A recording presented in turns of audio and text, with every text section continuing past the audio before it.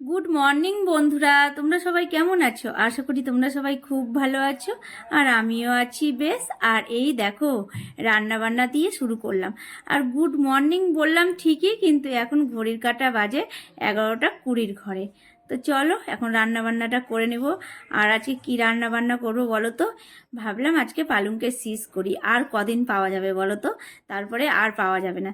তাই আজকে পালংকে শীষ চচ্চড়ি করছি, সর্ষে বাটা দেবো। আর জানো, বড়িও দিব কটা। এই যে বড়িটা ভেজে উঠিয়ে নিলাম তার জন্য।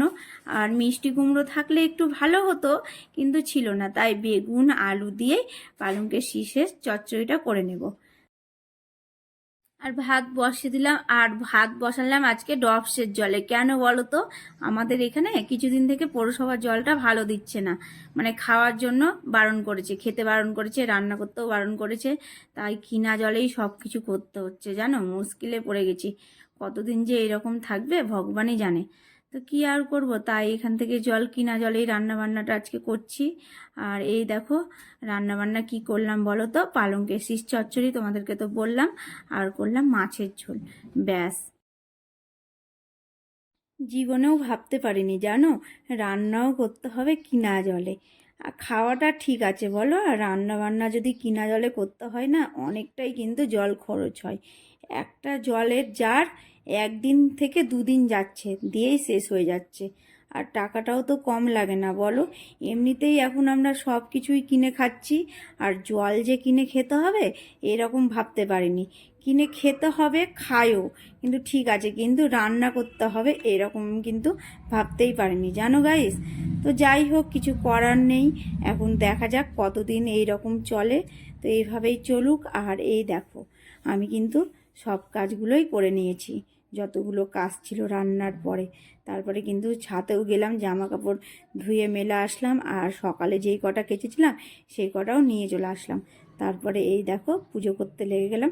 পুজোটা এখন সেরে নেব, তারপরে খাওয়া দাওয়া করে একটু রেস্ট নিব। সেরকম আর কোনো কাজ নেই।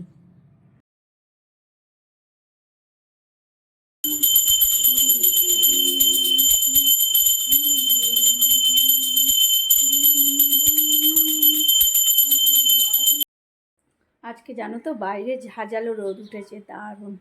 আর গরমটা টের পাওয়া যাচ্ছে, কিন্তু এই দেখো, এখনও এর ডিউটি শুরু হয়নি।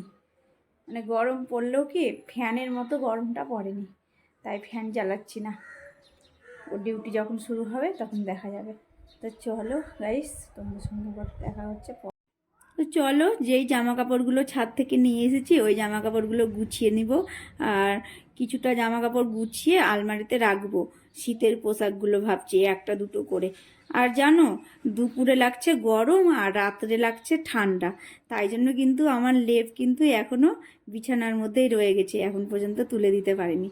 তুলে দিব শিবরাত্রির পরে। শিবরাত্রির আগে তুলব না। শিবরাত্রি যতদিন না হয়েছে ততদিন কিন্তু ঠান্ডাটা থেকেই যায় বলো। শিব ঠাকুরকে গরম লাগবে, তারপরেই আমাদেরকে গরম লাগবে, তাই না?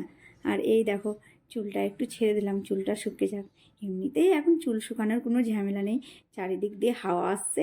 বলে না, রুক্ষ রুক্ষ দিন, এই রকম এখন দিনটা হয়েছে জানো। তো চলো এখন ড্রেস পোশাকগুলো সব গুছিয়ে রাখি। আর এই দেখো, আমার পশ্চিমের জানলাটা আছে না, এই যে সূর্য মামা 12টা থেকে আমার ঘরে ঢুকতে থাকে। আর একবারে যতক্ষণ না বেলা পড়ছে, পড়ন্ত বেলা, ততক্ষণ কিন্তু একবারে বিছানার মধ্যে রোদ থাকে জানো। এই রকম যতই পর্দা দিই, ভাবছি এর থেকে আরও মোটা পর্দা নিয়ে আসবো, কিন্তু হবে না মনে হয়। আর একটু গরমকাল পড়লে তখন বোঝা যাবে কেমন রোদ আর কেমন গরম, জানো। তো যাই হোক, চলো, অনেকটা সময় পার করে দিয়েছি। আর তোমাদের সঙ্গে দেখা হচ্ছে সন্ধ্যার সময়। আর এখন ঘড়ির কাঁটা কটা হবে ভুলে গেছি জানো, কটা বাজে। তো যাই হোক, এই দেখো চিড়া ভাজা করছি। আর বাড়িতে বেশ কিছুদিন থেকে ছিল এই চিড়াটা, নষ্ট হয়ে যেত জানো, একটু তিতো তিতো ভাব লাগলো। তাই ভাবলাম ভেজে নিই, তবে ভালো লাগবে খেতে। আর চিনি দিয়ে ভাজলাম, বাদাম দিলাম, আর ঘি দিলে দেওয়া হতো, কিন্তু ঘি তেল কিছুই দিইনি। কেন বলো তো? তোমাদের দাদাভাই দিতে বারণ করলো। তো এইভাবে কিন্তু ভালোই লাগছিল জানো গাইস। তো চলো, এই চিড়া ভাজা আর সঙ্গে আছে লাল চা। আমাদের তো লাল চাই হয় বেশিরভাগ দিনই।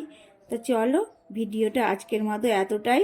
কালকে আবার দেখা হবে নতুন কোনো ভিডিওয়। আর তোমরা সবসময় ভালো থেকো, সুস্থ থেকো, আর আমার ভিডিও